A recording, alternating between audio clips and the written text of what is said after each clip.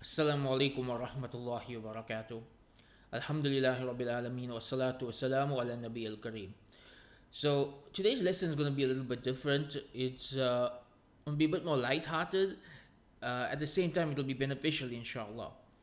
And that's because we're now covering the next two pages of the book, which deals with the qualities of an idiot, or in the translations, is attributes of the imbecile.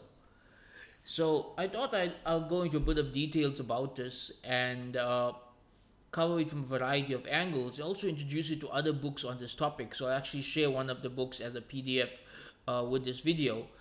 Uh, this is actually an important topic, but it's something we actually wouldn't speak about publicly much these days, because for Muslims coming from a Western background, many of them may actually be offended by this presentation. They may consider it a form of bullying, right? A form of picking on someone who's not as intelligent as you. But as you will see from these books, it is from the way of the Salaf to highlight stupidity as a flaw, to look at stupidity as something to avoid, something negative, something that should be called out, and to call people towards intelligence. That we should be as intelligent as we can.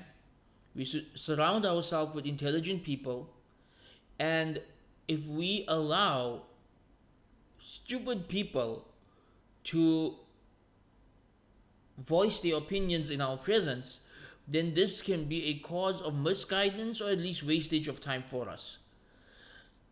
And so you'll find that the Salaf had very harsh words about stupidity. And I know this may be shocking if you come from a Western background, because even the word stupid is seen as an offensive word to some people. But as you'll see in this chapter, Al-Mawardi, he goes through the attributes or the qualities of the idiot, and he compares them to the qualities of the intellectual. And what's more interesting is Ibn al-Jawzi rahimahullah has a whole book on this topic called Sketches of Fools and Imbeciles, which I will share the translation of that with you, so you can read through that and see that Al-Mawardi is not alone on this.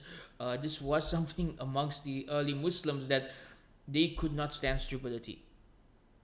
And personally, I'm the same. Two things really make me angry and make me lose my temper quickly. One is laziness, and the other is stupidity. So I cannot work with lazy and stupid people. I would lose my mind. I just cannot handle this on a personal level. So let's read through the chapter first to see what he has to say about stupidity and its harms. And then we will go through the slides, and maybe we might, if we have time, we'll go through some sections of Al-Jawzi's book as well. So to begin, Al-Mawardi says that a scholar described the virtues of a person of sound intellect and the dishonor of an idiot. He said, an intelligent person, if he has a friend, will strive out of love to help his friend. And if he has an enemy, he will not oppress him. He will bring happiness to his friend through his intelligence, while his enemies will be protected through his justice. When he does good to anyone, he seeks no thanks. And if someone were to wrong him, he would make excuses for that person or simply forgive them. The silly person is astray and causes others to go astray. If people seek his friendship, he becomes arrogant. If they shun him, he feels despondent. If people talk to him, he is contentious. If they do not, he becomes overbearing. Spending time with him is a waste of time. Trying to correct him is a trial. Conversation with him is wishful thinking. His friendship is harmful. Getting close to him amounts to blindness, and trying to make him a friend is a difficult task. So, essentially, he compares the qualities of a intelligent person with a stupid person. He says, like, an intelligent person, you're going to benefit from his intelligence. He's going to be a good friend to you. And even if he doesn't like you, he'll be just to you. And even if you make mistakes, he'll forgive you, or he'll make excuses for you. This is the signs of intelligence. Stupid people are the opposite. They read the worst into what other people say. They misunderstand things on the most basic levels. They're constantly looking for flaws in others. They are unable to see the good in others. They're always getting into arguments, they're always getting into fights, they're always misunderstanding things, they're always misinterpreting things. That just dealing with them can be a trial. Just interacting with them can be a trial, right? That really, if you take the time to sit and have a conversation with someone who is genuinely stupid, you could lose your mind in trying to argue with such a person. I think it was Imam Ash-Shafi'i rahimahullah who stated that never have I debated with someone of low intellect except I had to lower myself to deal with them. Meaning that when you deal with stupid people, you have to talk to them on their level, so you kind of have to become stupid yourself. So he lists a few of the harms of stupidity here. He says that it's annoying to talk to them, right? That stupid people are very difficult to have a conversation with. They talk a lot of nonsense. Really, one of the signs of intelligence in this book and the other is silence. Intelligent people speak when necessary. They speak what is beneficial. They speak only when they see that some goodness can come out of their speech. The Prophet ﷺ told us that whoever believes in Allah and the last day should speak what is beneficial or remain silent. And another hadith said whoever stays silent will be saved. And he warned us that the tongue is the number one cause of people ending up in the hellfire. Yet you find that stupid people have no filter. They just talk anything and everything that comes to their mind. They will say the most random of things, the most vulgar of things, the most gossipy of things, the most slandery of things. And they do not think about the consequences of what they are saying or the value of what they are saying. So they are annoying and they speak a lot of nonsense. And this is a waste of time for the believer. This is lahu, this is lahul hadith, this is idle speech. It is that which distracts you from living a beneficial life. If you have a friend who is stupid, you are going to spend many hours of your life in idle speech that is not beneficial and that very often is harmful. And very often falls into backbiting and gossip and slander and misinterpretation and misreading of things. And all of this can be avoided by simply making sure that you befriend people of intelligence, right? There's a famous poem that if you have 9 friends who are idiots, guess who's the 10th? If you have 9 friends who are idiots, guess who's the 10th?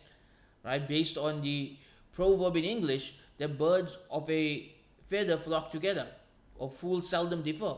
So even in English, you have these statements that hanging out with an idiot is going to make you an idiot. Hanging out with somebody stupid is going to make you stupid. Idiots and stupid people are really bad at relationships. They cannot make a relationship work, right? They are going to say things that are just going to get them in trouble. They are going to offend people without even realizing they're offending people. They're just going to be annoying. Imagine being married to someone who is extremely annoying, talks a lot of nonsense, and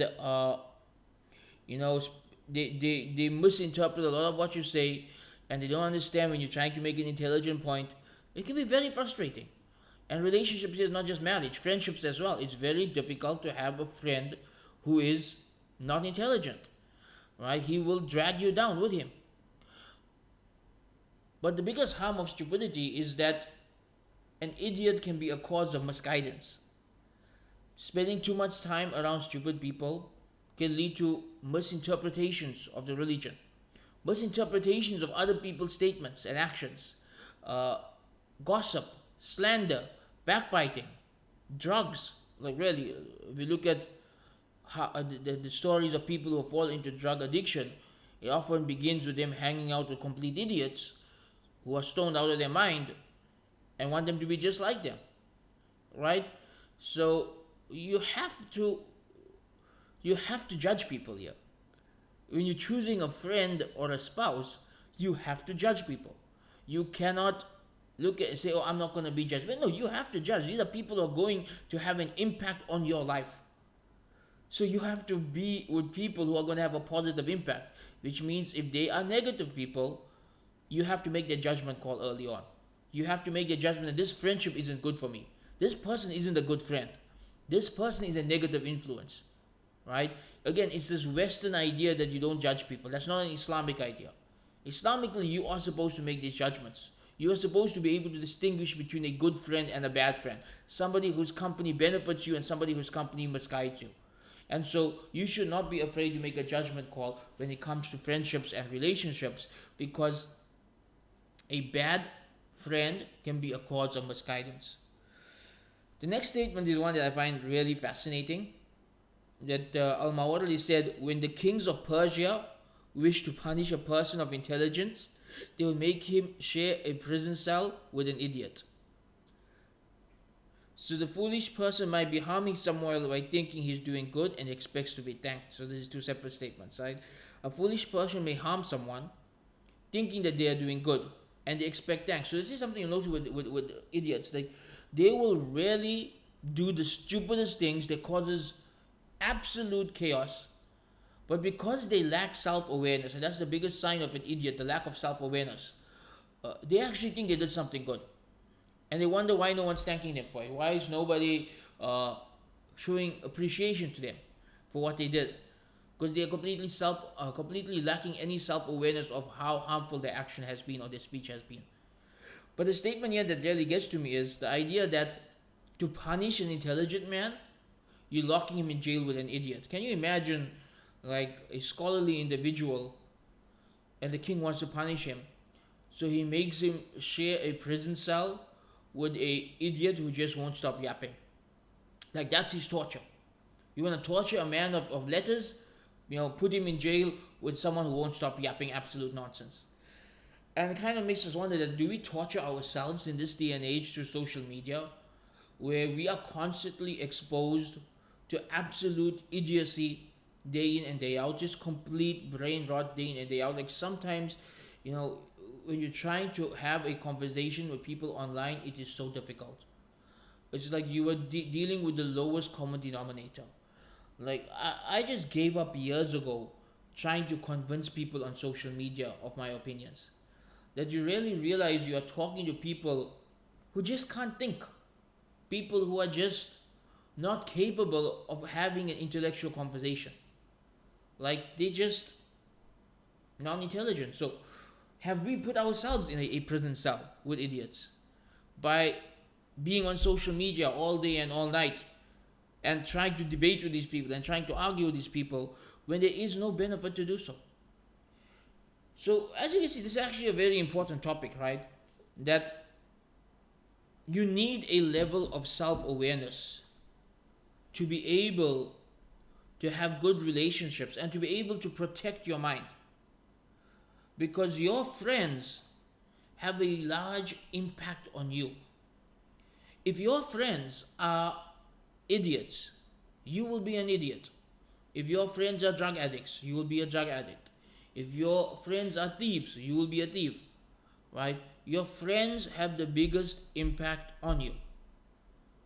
So you have to judge them, and you have to choose them wisely, and you have to be willing to end relationships and break up relationships if they are bad for your iman, if they are bad for your intelligence, if they are bad for your soul.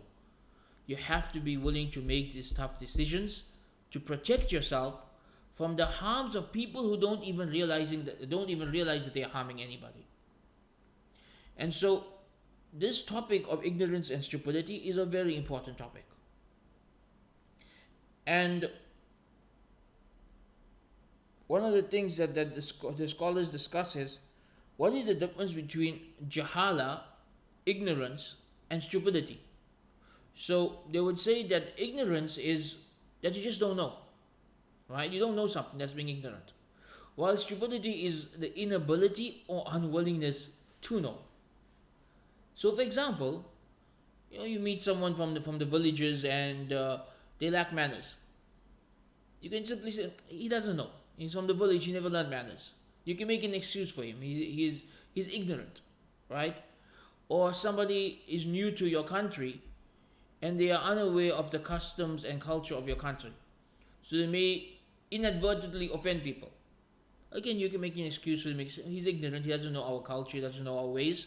He'll learn.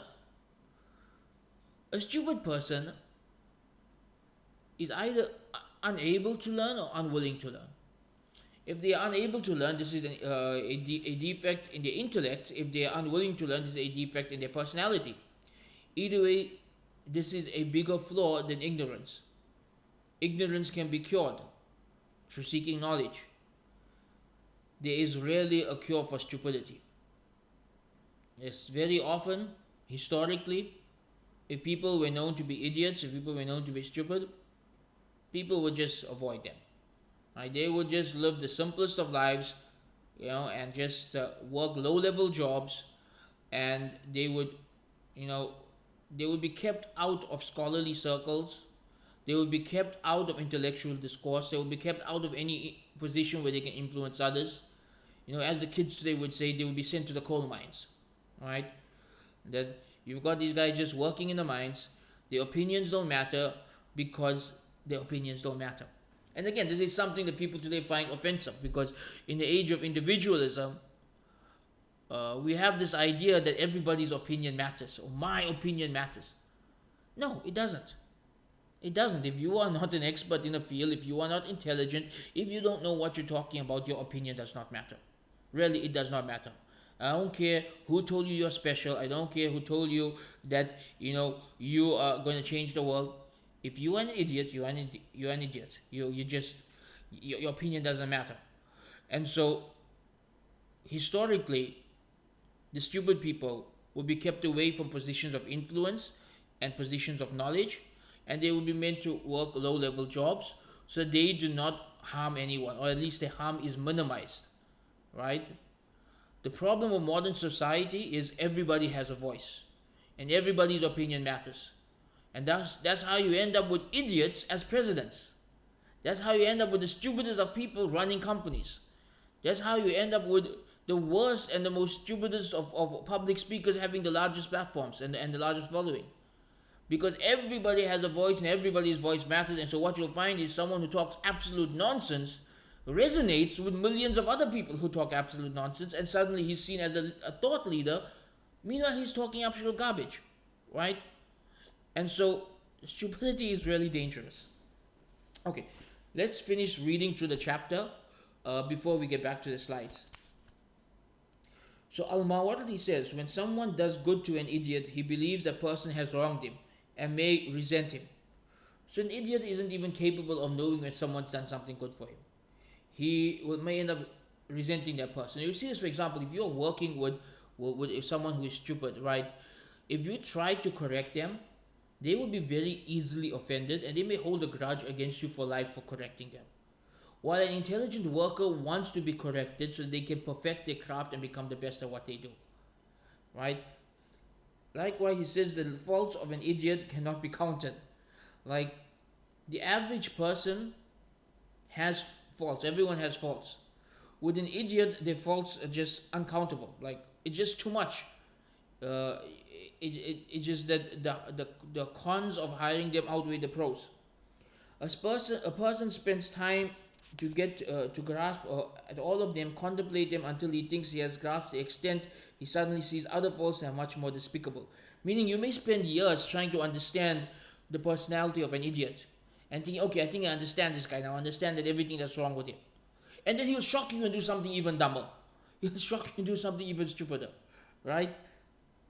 There are many lessons to learn for those who ponder, and many benefits for those who take heed. So he says you can learn a lot from stupid people. How not to be, who not to be, what not to say, when not to say it. Just by observing people who are idiots, you can simply learn what not to do. There's a lot of wisdom in just sitting back and reflecting and being self-aware. Al-Ahnaf ibn Qais rahimahullah said, the silly person is protected from everything except himself.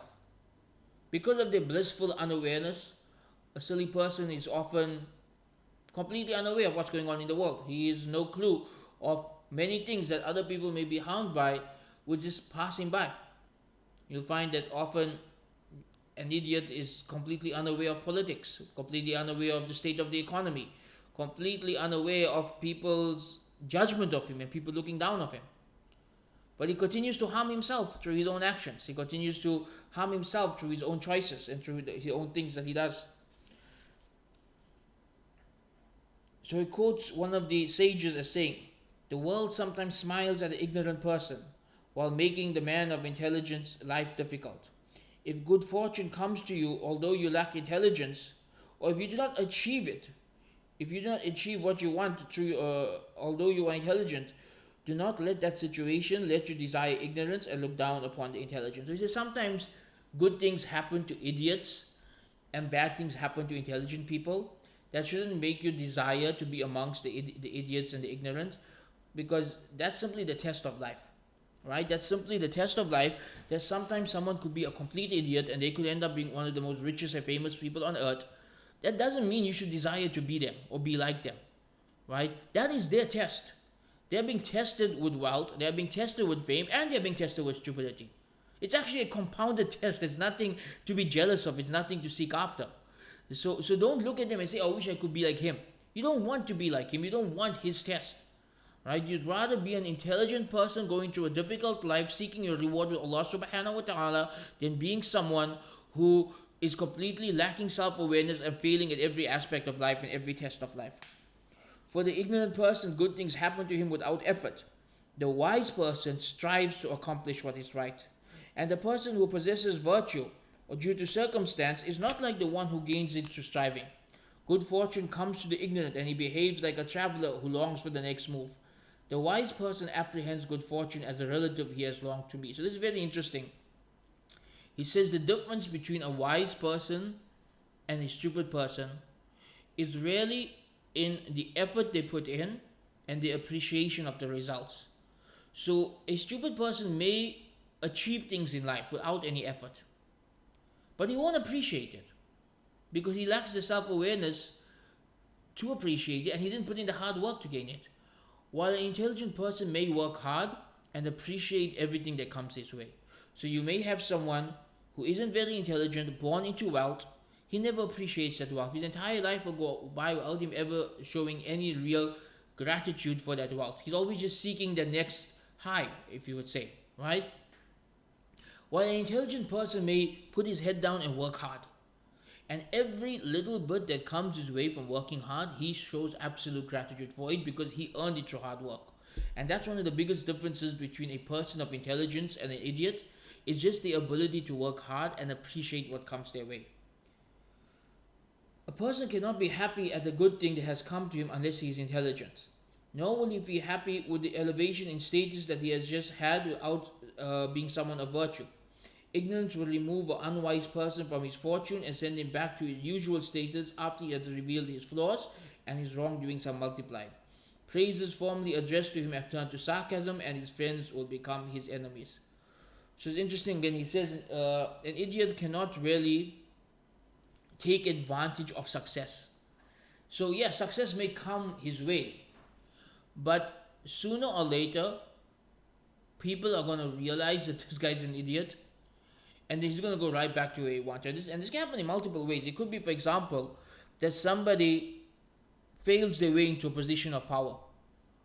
Maybe they're famous, maybe they're handsome or beautiful, maybe they're wealthy, maybe they're just charming in the way they speak. But they find their way into a position of power or influence, and they lack the self-awareness to realize they're not the right person for that job. So they end up absolutely flopping and doing a terrible job and failing spectacularly, and end up right back there where they originally were. Or it could be, for example, that they find their way into money. Maybe through haram means, maybe through inheritance, maybe just getting lucky at business, they find their way into money. What you'll find is an intelligent person knows how to manage their money and how to grow their wealth gradually, and how to preserve and take care of their wealth.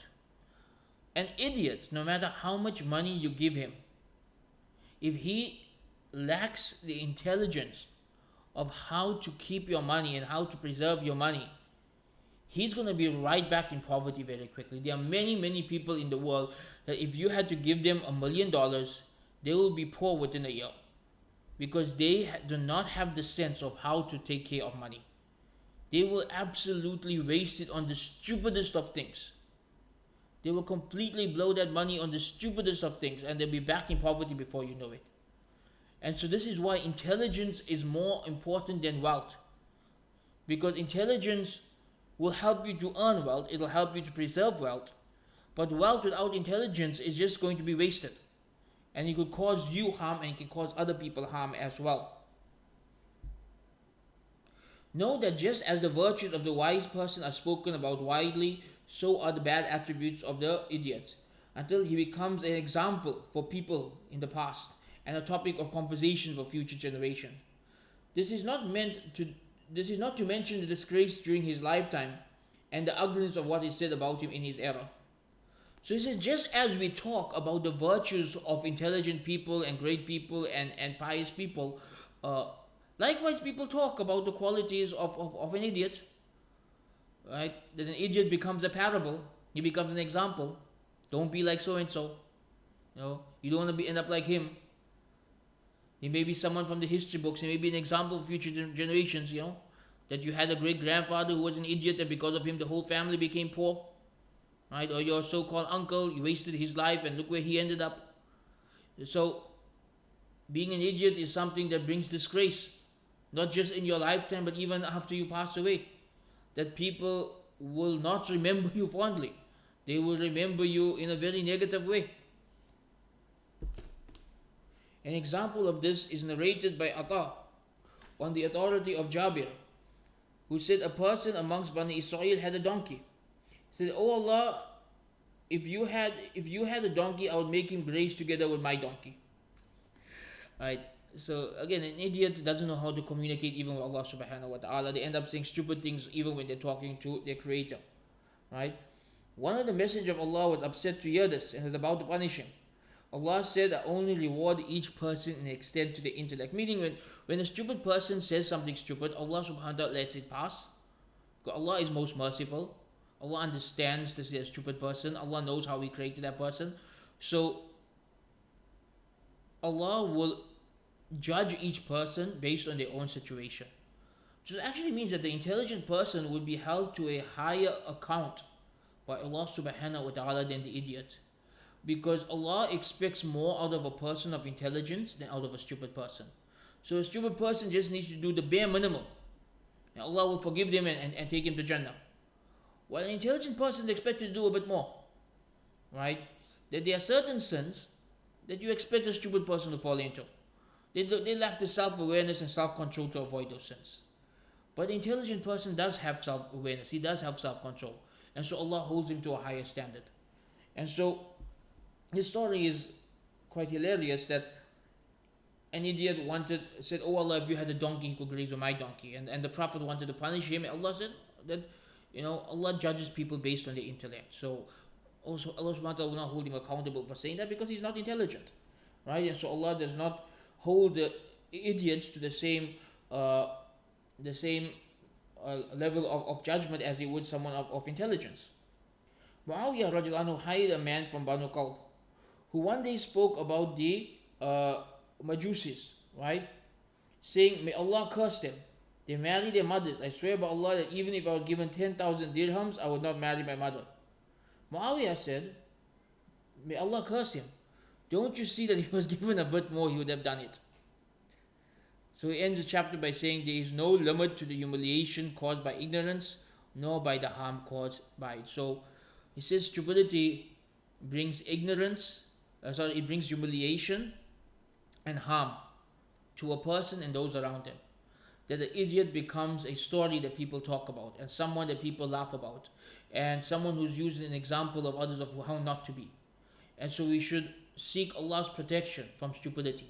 We should seek Allah's protection from ignorance. We should seek Allah's protection from being a cause of harm and misguidance to others. And he ends with the story of an idiot really, who said that the Zoroastrians, the elite amongst the Zoroastrians, had this bizarre practice of marrying their own mothers and sisters. Na'udhu billah. And so there's one idiot, when he heard about it, he said, "Even if they gave me 10,000, I wouldn't marry them." And Muawiyah radiallahu anhu was a very intelligent man. He heard this and he said, look at this man. He's saying if they gave me 10,000, I wouldn't do this. The meaning if they gave him 11,000 or 12,000, he would have done it. Right? When you put a numerical value on a immoral action, you are saying you would do it for more than that number. Right? A lot of people make this mistake nowadays as well. And so as a Muslim, you should say, I would never do it under any circumstance because it's haram, it's evil, it's fahisha. This idiot made the mistake of attaching a number to it, to saying, I wouldn't do it even for 10,000 dirhams. So Muawiyah laughs at him and says, like, I mean, if you're not going to do it for 10,000, you're going to do it for 11,000, for 12,000? Like, why are you putting a number to this? It's fahisha, it's immorality. This shouldn't even be a discussion, right? And so, that's the end of the chapter on the idiot in this book. I have my own notes that I want to go through with you, and I want to share with you one other book on this topic. The rest of chapter 1 focuses on the concept of hawa, of desires, and how desires and intellect clash with each other, and that's what the two remaining videos in this this part of the course will be about before we move on to chapter 2. But let's just go through some of my notes on this topic before I introduce you to another book that goes into even more details about this topic.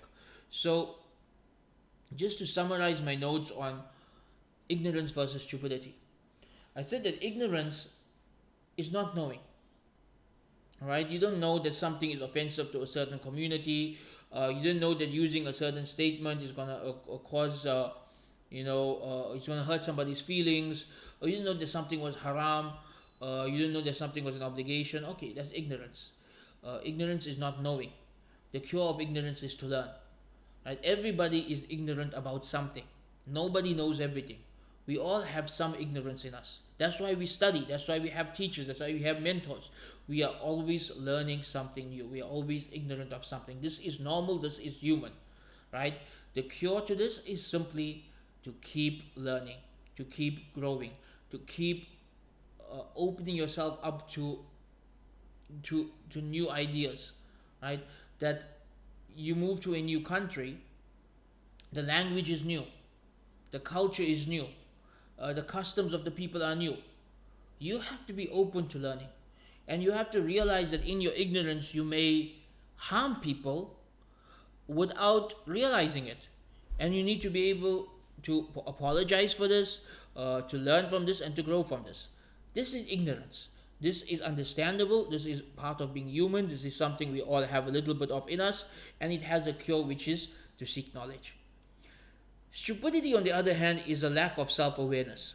It is the inability or the unwillingness to learn, even if the knowledge is right there in front of you. And many of the scholars of the past would say there is no cure to stupidity. Right? That if somebody is unwilling to learn, there's nothing you can do about it. You know what's the proverb? You can take the horse to the well, but you can't make it drink. Right? And this is also one of the reasons why I think the modern school system is such a failure. In the past, education was for the intelligent. Now, every class has to cater to the lowest common denominator. Meaning, when a teacher is teaching a class of 30 students, the teacher has to teach it on the level of the weakest of those students, which is extremely boring for the intelligent and even the average students in class. And so everybody finds that class a waste of time. It's too dumbed down for the intelligent students, and it's still above the level of the idiot. The reality is that they shouldn't be in the same education system. We should really have different systems for different people. And thinking that everybody is capable of learning the same things and should be learning the same things, this is the first mistake. No, education, so I firmly believe education should be tailored to the individual. That there should be different tracks of education, different systems of education, based on the individual's talents, based on the individual's needs, based on the individual circumstances. Not everyone needs to study the same level of math. Not that everyone needs to study the same level of science, right? For some people, it's better off that they don't learn all this. For some people, it's better off that they just learn a craft, and they just go and work a job, and that they don't go too deep into intellectual discussions because it's not for them. You can't make people intelligent if Allah has not given them the basic levels. I remember we said there's two levels of intelligence. There's natural intelligence and there's acquired intelligence. So acquired intelligence is built upon natural intelligence, but the natural intelligence has to be there first. If someone does not have the natural intelligence, there is no cure for that. There is no cure for that, and there's really nothing much that you can do about that. Historically, such people would not have a voice in society, and such people would just work low level jobs where they can't harm people with their stupid ideas.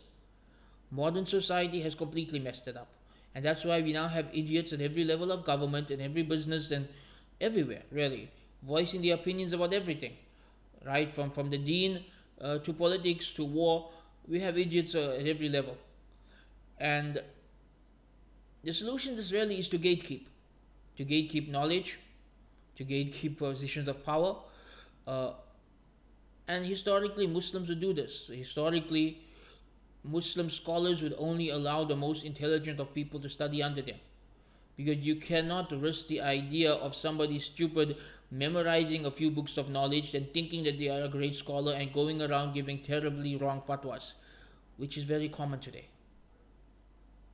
So this is why it's an important topic. It's not just a by the way topic. Many of the problems of modern society stem from the fact that we think it is taboo to talk about stupidity, or it's going to hurt people's feelings, and that everyone's special and everybody's entitled to their opinion. This is not an Islamic approach to life, right? This has caused great harm to the world. And I say Al-Mawardi is not the only one to have written about this. So there's a famous book that's been translated.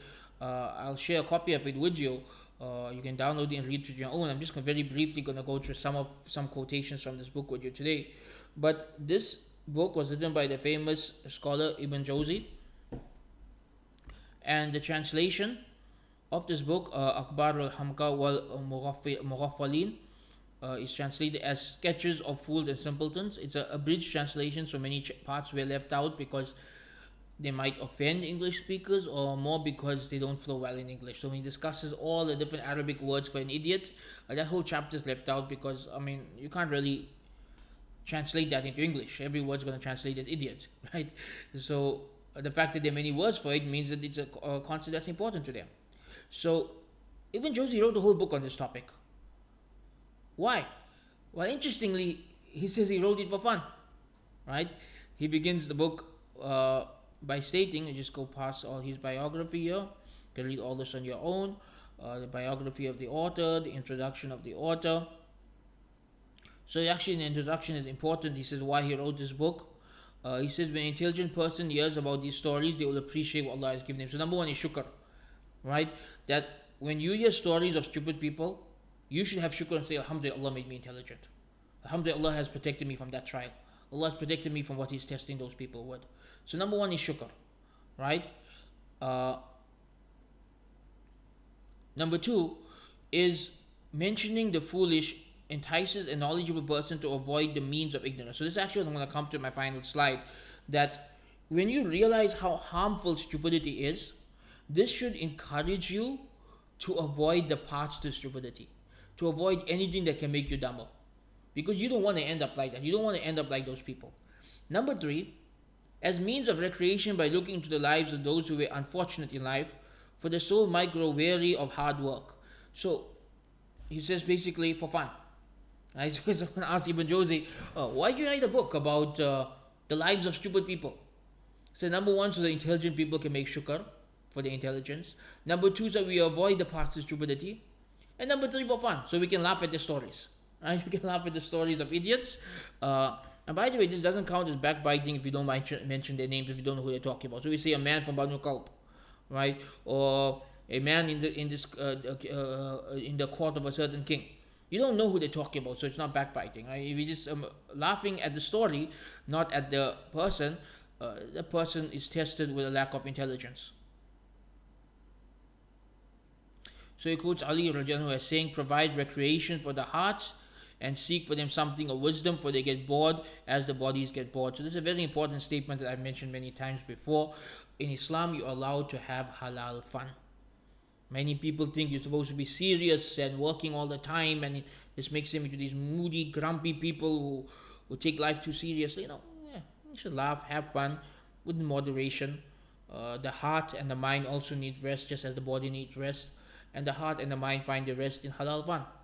And so Usama ibn Zayd said, relax the heart in order for them to understand Allah's word. You need to be relaxed in order to understand the religion properly. Nowadays, people are too tense. They're too angry all the time. You need to relax a bit. Have some halal fun. These type of discussions are meant to be halal fun, right? Hassan al-Basri said, hearts live and die. So when they are alive, prompt them to do good deeds. When they are dead, prompt them to do compulsory deeds. And so there's a few more quotations here. Abu Darda said, I amuse myself with some trivialities to avoid burdening with serious matters until he grows weary. So even Abu Darda used to do some things for fun so that he doesn't get overburdened with the serious aspects of life. So it's from the Sunnah of the Sahaba to have fun. Right? And this is again, when I teach people time management, their personal development, I always bring this up, and some people are shocked by this, like, no, you're supposed to be doing worship all the time, doing work all the time. No, this is not the approach of Muslims. There's a time for this and a time for that. Right? There's a time for this and there's a time for that. You work, so this is like my personal methodology every day is I have my to-do list, I have my priorities, I spend my day working, but in the evening with the family, have some fun, relax, joke, do something entertaining. There's absolutely nothing wrong with this. This is from the deen. This is part of being a Muslim, part of having a balanced life. Right? And again, many quotes here, you can read through the rest of them on your own. He begins with a chapter on the importance of seeking out permissible entertainment, because obviously we don't want to go into haram entertainment, so we need to find something halal to relax the heart with. And so he wrote this book as a means of halal entertainment. And then he goes on to distinguish between what type of jokes are halal and what type of jokes are haram. I don't really want to go into too much details today. I know a lot of people are extreme about this. They just do not understand this topic at all. You make any kind of joke and they're like, oh, you're mocking the deen, you're a kafir. Oh, relax. Don't just takfir people so easily. Really, a lot of you just need to learn to relax. A lot of you need to learn to relax. Don't just takfir people so easily. Yes, mocking the religion is kufr. But number one, make excuse for people. Maybe they're ignorant. Maybe they didn't know. Maybe they didn't intend mockery. And this is the real point. A lot of times, people are making light-hearted jokes with no intention of mockery, but the extremist and the literalist is taking it as mockery because he's unable to distinguish between mockery and light-hearted humor. This is why I say calm down. Don't be so quick to takfir people, right? There is room in our religion for halal entertainment. So he then goes on to list different definitions of stupidity by different scholars, right? And then he mentioned the difference between stupidity and insanity. So basically, insanity is when you're not in control. Stupidity is you are in control. He actually makes a very interesting distinction. Insanity is where you don't really have a goal, right? Or even your goal is completely wrong. While stupidity is that you may have a good goal, but your whole path to getting there is messed up. Like you do not understand how to plan and strategize in life, right? That's stupidity, right? So for example, you want to move to a country. That's a good goal. The right way is you do your research, you get your documents in order, you get your finances in order. The stupid way is you just book a ticket and you go there and you're like, I'll figure everything out later, right? And it's even more stupid if you have a wife and kids and now they're depending on you and you put them in a situation where they can get deported or they can get arrested or they don't have a house or they don't have a visa. This is just stupidity, right? So stupid people may even have good goals and good intentions, but their way of planning and strategizing through life is just completely messed up. He then goes on to say that there's abundance of stupidity in the world. And he quotes many scholars as saying there's a lot of stupid people and there is no cure for it. So he quotes Abu Ishaq as saying, if you learned that a rich man got poor, believe it. If you heard that a poor man became rich, believe it. Right? If you learned that somebody died, believe it. But if you learned that an idiot became intelligent, don't believe it. Right? There's no cure to stupidity. That's like The least likely thing to happen. Somebody lived their whole life as a complete idiot, and then suddenly they become this intellectual. Like, how does that happen? So basically, he quotes many different scholars of saying something similar. Uh, then he quotes different levels of stupidity, right? There are different levels of idiocy. And just as people have various levels of intellect, people have various levels of stupidity, right? So interestingly, Ibrahim An-Nazam asked, what is the limits of stupidity? And he said, there is no, you're asking about something that has no limits, right? There is no limit to stupidity. Ali Radiallahu anhu said, everyone has some kind of stupidity with them. Everyone has a bit of foolishness. Nobody is perfect. Nobody is intelligent in every field. Nobody is so intelligent and knowledgeable that they know everything. You know, Abu Darda said, we are all fools in comparison to Allah subhanahu wa ta'ala. We all really, everyone has some level of stupidity in them. Like, even if you are, an expert in medicine, you may be completely clueless when it comes to taxes, right? Even if you are the best author in the world, you might be terrible at managing your money. Everybody has some element of stupidity in them. Nobody is perfect. This is part of, Allah created human beings weak. This is part of weakness that we all have within us. Something that we're embarrassed about. Like, I'm not too good at that. Everybody who is self-aware can say, I'm not good at that. Like that some people are not good at math, some people are not good at science, some people are not good at memorization. Everyone has something that they're not good at.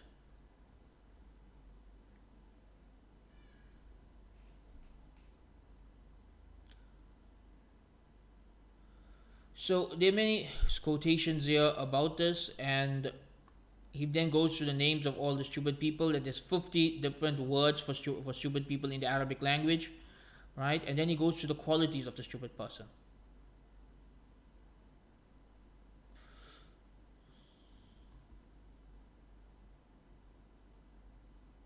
So again, this is where something that I disagree with the translators with. The translators left out a lot of this chapter because the modern world will not agree with this, and due to offense, it may cause readers. Oh, if it's gonna offend, it's gonna offend. Why are we so scared to offend people? You know how much of knowledge has been hidden in the past 20 years because we're scared of offending people. So many hadiths and so many important discussions are hidden because we are scared of offending people. No, we need to get over this. We need to preach the religion with wisdom, yes. But sometimes you have to rip the band-aid off. Sometimes you have to tell it like it is. Sometimes you have to let people know this is stupid. This opinion of yours is stupid. This is idiocy. You cannot go around saying things like this. And sometimes people need to be bullied. If someone is making fatwas and they have no right to be making fatwas, they should be bullied out of making fatwas. That's fine. Right? You are saving the ummah from stupidity by doing that. Yet we have become a culture that is so sensitive to hurting people's feelings that we allow the most ignorant of people to get away with making fatwas and making takfir because we don't want to hurt their feelings by telling them that they are wrong. So, in this chapter, unfortunately, he leaves out a lot of the descriptions because he's worried that he's going to offend people, right? And again, you can read through this chapter on your own. I just wanted to introduce you to the book. We're running out of time. It's a 100-page book. This is the one I want to look at. So he said, a wise man once said, the traits of stupidity or foolishness include rashness, lack of respect, disaffection, arrogance, immorality, weak-mindedness, ignorance, slackness, betrayal, oppression, extravagance, carelessness, unawareness, delight, pride, excessive indulgence, and cunningness. He is ungrateful in his self-sufficiency, despairing in his poverty, excessively proud in his happiness, obscene in his speech, stingy when asked, and persistent when asking. Right? If he speaks, he does it poorly, and if he's spoken to, he does not comprehend. If he laughs, he brays like a donkey, and if he cries, he screams. Another wise man said, a fool is recognized by 6 traits: anger for no reason, giving not one's due right, speaking uselessly, trusting everybody, blabbling secrets, not distinguishing his friend from his foe. speaking whatever is on his mind, imagining himself to be the most intelligent. It's actually a very important list. Take some time to read through this and realize this. How many people today fall into these categories? People who think they are intelligent, people who think they are scholars, people who don't know who are their friends and enemies, people who just say whatever comes to their mind. Right? How many people on social media just post whatever comes to their mind? They're not realizing it's a sin, it's misguidance, it makes you look stupid, it's dishonorable, it's revealing secrets. Like, really, one of the keys to avoiding stupidity is just to control your tongue. A lot of the times, stupidity reveals itself on the tongue. Someone, you may look at someone and think, oh, this looks like an intelligent brother. And then once he starts yapping, you're like, nope, not intelligent, not at all. It's interesting he mentions immorality as one of the qualities of stupid people. And you'll notice this, that, in the West, they have these trashy reality shows that are full of fornicators, zanis. And when they talk, they sound like the most stupidest idiots you ever love. Like, you wonder how somebody that stupid is still alive. And their whole life is just zina. Like, they are just zina. They cannot think of anything on a higher level. They basically operate like animals, right? And it's just fascinating sometimes to hear these people talk. Now, I'm not encouraging you to look at these shows. They're immoral, and even looking at them is haram because you'll have to lower your gaze from the way they dress. But I'm just saying that these shows exist, and they are a good indication of just how stupid immoral people are. And very often, immorality is the result of stupidity. There's someone who is just fornicating with everyone without even thinking about whether they're going to end up having children outside of marriage, or how they're worrying about whether they're going to get a sexually transmitted disease. This is a stupid person. This is an idiot, right? This is someone who's not thinking, who's not planning, who's not strategizing. They just what's the other word used? Weak-mindedness. That's what it is. It's weak-mindedness. They're just compulsive. They're just whatever their body wants to do, they do it. This is the height of stupidity, that whatever your desires want to do, you just do it. And this is again why all of this is one chapter in the book. Intelligence, stupidity, and controlling your desires are all one chapter, because it takes intelligence to control the desires, and stupid people are terrible at controlling their desires. And again, more important discussions here on the qualities, but again, we are running out of time, and I want to get back to my slides.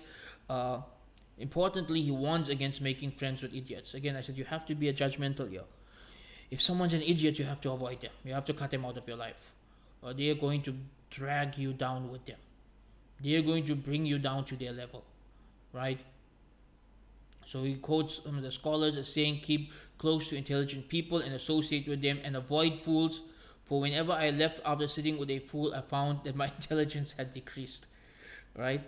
Do not be angry with fools, or your distress will increase.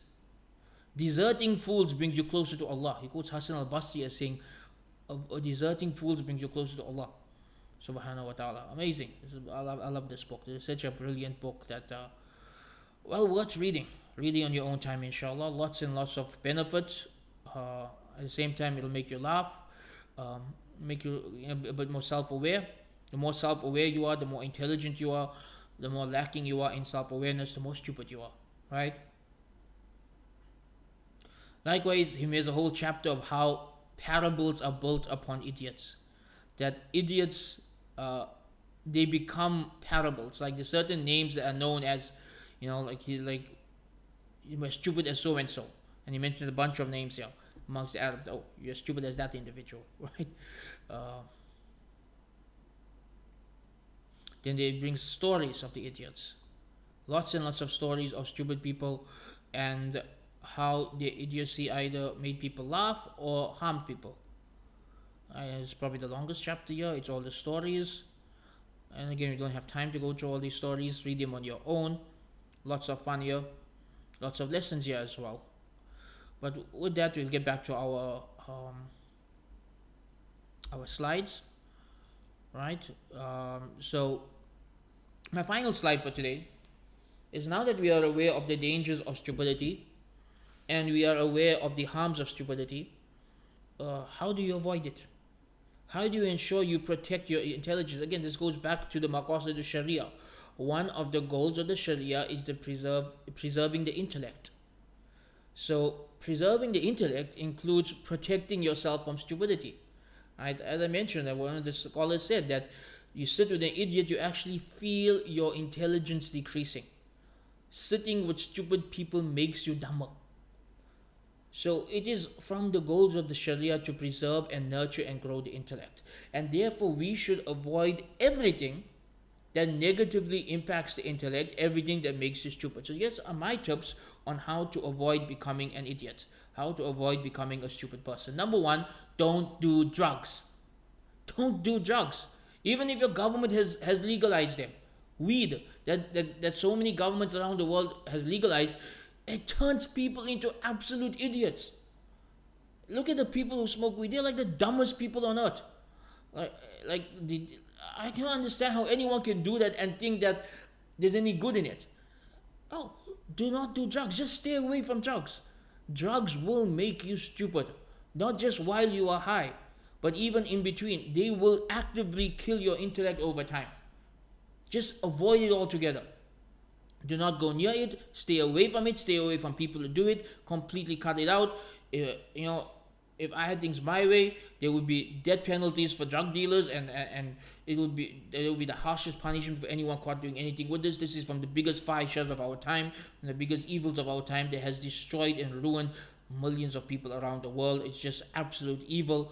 I myself have dealt with so many people personally who, in a soul crushing way, I've seen how drugs ruin their life. People, I even know people who used to be scholars, used to be considered Islamic teachers in their community, and then they became addicted to drugs, and they became amongst the most stupidest and the most disgraced and the most hated of people in their community, and many of them even died young from overdoses. Like it is a gateway to hell.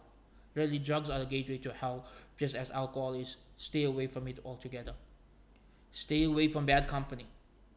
The Prophet ﷺ said, "Ar-rajulu ala dini khalili, falyanzur ahadukum may yukhalil."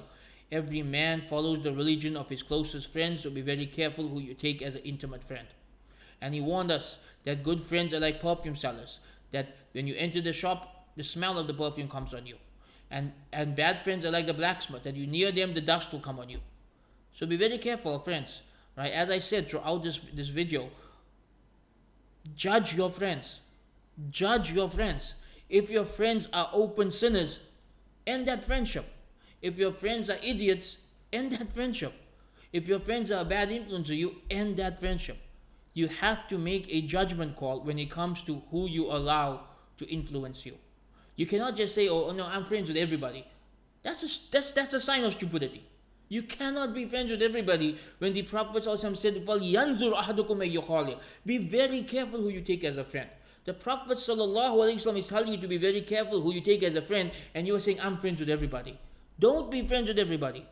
Be friends with a select few. People who bring you closer. This doesn't mean you don't be good to everybody. No, you maintain your adab and akhlaq with everybody. You maintain good manners and characters with everybody. But you keep the idiots at arm's length so that they don't have a negative impact on you.